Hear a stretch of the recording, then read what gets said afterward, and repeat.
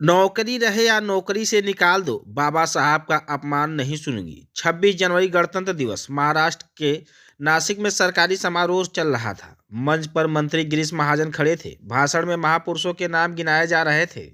भारत के संविधान निर्माता डॉक्टर भीमराव अंबेडकर, उनका नाम तक नहीं लिया गया।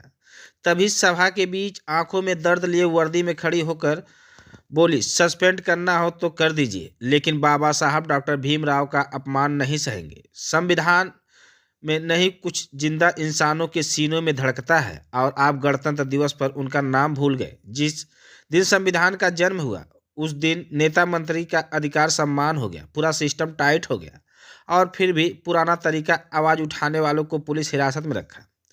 गलती मंत्री की थी और भुगतना महिला को पड़ा। मंत्री ने बाद में माफी भी मांग ली, बोले कि अब अनजाने में भूल गए। लेकिन सवाल यह है, संविधान किताबों में नहीं कुछ जिंदा इंसानों के सीने में धड़कता है। जब सत्ता झुक जाती है और वर्दी वाला इंसाफ के लिए खड़ा हो जाए तो समझ लीजिए बाबा साहब आज भी जिंदा हैं। सगळ्यात प्रथम तर सगळ्यांना जय शिवराय, जय ज्योतिबा आणि जय भीम सगळ्यांना, आणि जय संविधान। काय बोलावं मला काही समजत नाहीये, पण आज संविधान दिवस आहे हे सगळ्यांना माहिती आहे। कुठल्या पण महापुरुषाने कुठल्या विशिष्ट जातीसाठी काम नाही केले, आणि त्याच्यामध्ये स्त्रियांसाठी ज्यांनी काम केले ते माझ्यासाठी पुनर्जन्म देणारं व्यक्तिमत्व आहे। मग ते महात्मा फुले तर आहेच, ज्यांनी शिक्षण दिलं, त्यानंतर रघुनाथ कर्वे ज्यांनी संतती नियम देऊन स्त्रियांचं आयुष्य सुकर केलं, आणि तिसरे म्हणजे जे कायमच ज्यांना पिढ्यानपिढ्या त्यांचं ऋण फिटणार नाही असे डॉक्टर बाबासाहेब आंबेडकर, ज्यांनी हिंदू कोड बिल, म्हणजे आज मला शोकांतिका आहे की मी जेव्हा जय भीमचा नारा लावला तेव्हा मला पोलीस स्टेशनला घेऊन येणारी जी महिला होती तिला पण म्हटलं, बाई आज तुझी वर्दी घालून मला घेऊन चालली ना पोलीस स्टेशनला, हे पण त्या बाबासाहेबांची कृपा आहे बरं तुझ्यावर। मला हसायला आलं, मी अजूनही आनंदी आहे, मला काही वाईट वाटत नाहीये। माझी नोकरी, माझं प्रमोशन मला काहीच कळत नाही, कारण माझ्या बाबासाहेबांनी हिंदू कोड बिलाचा जो राजीनामा दिला होता तो माझ्यासारख्या महिलांसाठी दिला होता। त्यांना माहिती होतं का भविष्यात माधवी जाधव जन्माला येणार आहे नाशिकमध्ये, आणि ती माझ्या अस्तित्वासाठी लढणार आहे, नव्हतं माहिती, पण आमचं अस्तित्व निर्माण व्हावं। आज ज्या बसल्या आहेत ना तिकडे मंत्रिमंडळात डोक्यावर पदर घेऊन निवडणुकीपुरत्या, त्या पण बाबासाहेबांच्या जीवावर बसल्या आहेत।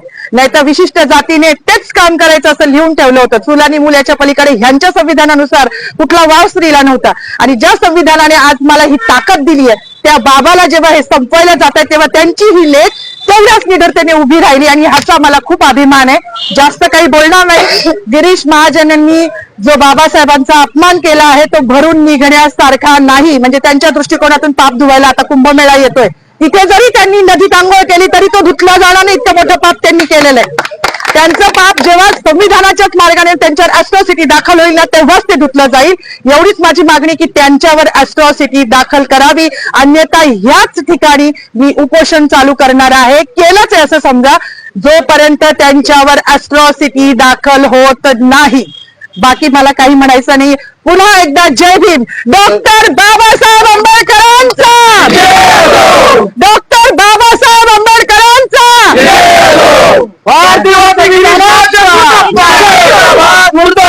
गिरीश महाजन मुर्दाबाद, संविधान जिंदाबाद, लोकशाही जिंदाबाद, हिटलरशाही मुर्दाबाद। आज संविधान दिन आहे 26 जानेवारी। सगळ्यांना जय शिवराय, जय भीम, जय संविधान, जय सम्राट अशोका। माझं म्हणणं एकच होतं की आज 26 जानेवारी 1949 रोजी संविधान लागू झालं होतं। तर आज जो काही आपण हा दिवस साजरा करतो आहे प्रजासत्ताक दिन, हा फक्त भारतीय संविधानामुळे करत आहोत। जर भारतीय संविधानच नसतं तर आज आपण एका छताखाली सर्व धर्मीय लोक जमलोच नसतो, आणि हा जातीभेद राहिलाच नसता।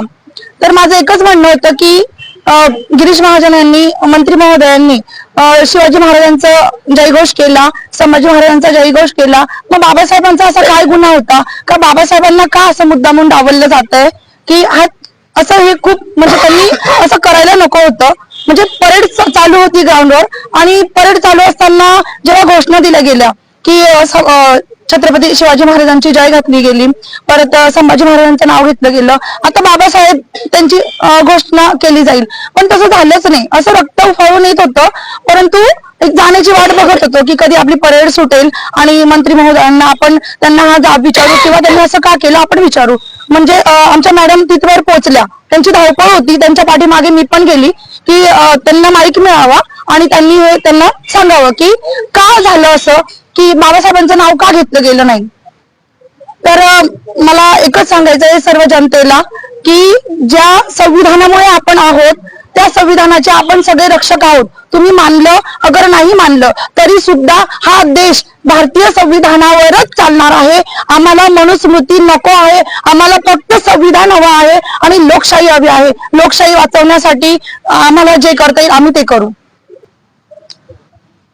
आज आमच्या माधवीताई आणि सौकुर मॅडम यांनी नाशिक येथे गिरीश महाजन यांचं ज्यावेळेस भाषण चालू होतं त्या भाषणामध्ये डॉक्टर बाबासाहेब आंबेडकरांचं नाव न घेतल्या कारणानं जो संतप्त सवाल व्यक्त केलेला आहे, त्यांच्या या भूमिकेशी वंचित बहुजन आघाडी ठामपणे उभी आहे.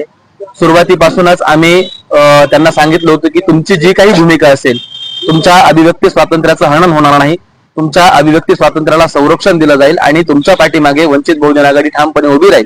या संपूर्ण घटनेमध्ये आतापर्यंत सरकारवाडा पोलीस स्टेशनला त्यांना बसवण्यात आलं होतं. का बसवण्यात आलं होतं, कुठल्या ऍक्ट खाली बसवण्यात आलं होतं, त्याचा संदर्भ काय आहे, त्यांच्या अंगावरती वर्दी आहे, त्या सुद्धा या देशाच्या या महाराष्ट्राच्या कर्मचारी आहेत, सरकारच्या कर्मचारी आहेत आणि कर्मचाऱ्यांसोबत असं वागणं याचं नेमकं फलित काय आहे, याचा विचार काय आहे हे सुद्धा आम्ही या प्रशासनाला विचारतोय. आणि मंत्री गिरीश महाजन यांनी डॉक्टर बाबासाहेब आंबेडकरांचं नाव न घेता जी RSS ची मानसिकता, भारतीय जनता पार्टीची मानसिकता उघड मांडलेली आहे, या मानसिकतेच्या विरोधात हा देश आहे.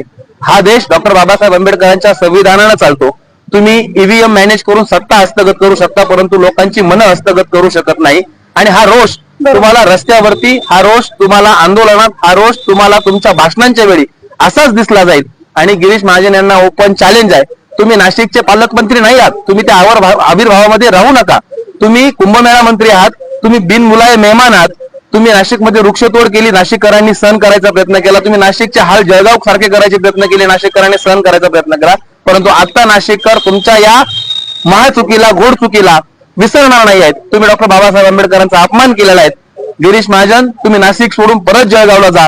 आम्हाला दुसरा कुंभमेळा मंत्री द्या. गिरीश महाजनांनी या मंत्रिपदाचा राजीनामा दिला पाहिजे. आणि आम्ही नाशिक जिल्हा कायद्याचा बालेकिल्ला म्हणणाऱ्या संदीप कर्णिक साहेबांनाही आव्हान करतो की तुम्ही कोणत्याही गृहमंत्र्याच्या दबावाखाली नाही येता, मंत्रिमंडळाच्या दबावाखाली नाही येता.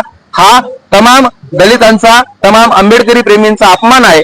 या अपमानाच्या ऍक्ट नुसार तुम्ही अनुसूचित जाती जमाती प्रतिबंध कायद्याच्या अनुसार गिरीश महाजनवरती गुन्हा दाखल केला पाहिजे. आणि हीच मागणी या दोन्ही कर्मचाऱ्यांची आहे आणि या मागणीला वंचित बहुजन आघाडीचा पूर्णपणे पाठिंबा आहे. जर सरकारी कर्मचारी म्हणून त्यांच्यावरती कुठल्याही प्रकारचा दबाव आणण्याचा प्रयत्न केला तर आम्ही हे प्रकरण सरळ आदरणीय बाळासाहेब आंबेडकर यांच्या कोर्टामध्ये नेऊ आणि तिथून आम्ही न्याय मिळवून आणू. धन्यवाद.